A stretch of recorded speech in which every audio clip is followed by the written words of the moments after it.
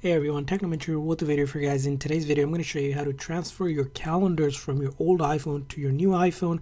Now, your calendars and all the events should have transferred over if you transferred it through iCloud or did an iTunes backup and restored it on the new phone. But in the case that it didn't, you want to do this. On the old phone, first thing we need to go into our settings, go to our Apple ID.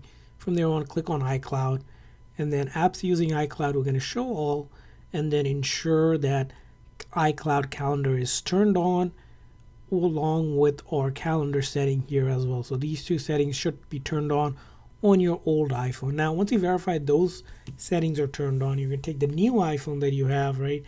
And same exact thing. Now, you're going to go to the Apple settings, same exact thing. You want to make sure you're using the same Apple ID account as well. This will not work if you have different Apple IDs. Same Apple ID account on the new phone. Click on your Apple ID. From there on, you're going to click on iCloud. And from iCloud here, we're going to want to go ahead and click on apps using iCloud, show all, and then turn on iCloud calendar if it's not already turned on. So you want to turn that on and then go back here. And then we're going to look for calendar and also turn this setting on as well. And once you have done that, you just need to give it some time for both of the phones to sync. Basically, everything on your iCloud, which the calendar will be backed up to from the old phone, will be synced or pretty much transferred over to the new iPhone, and you'll see your calendars transferred over with all the events.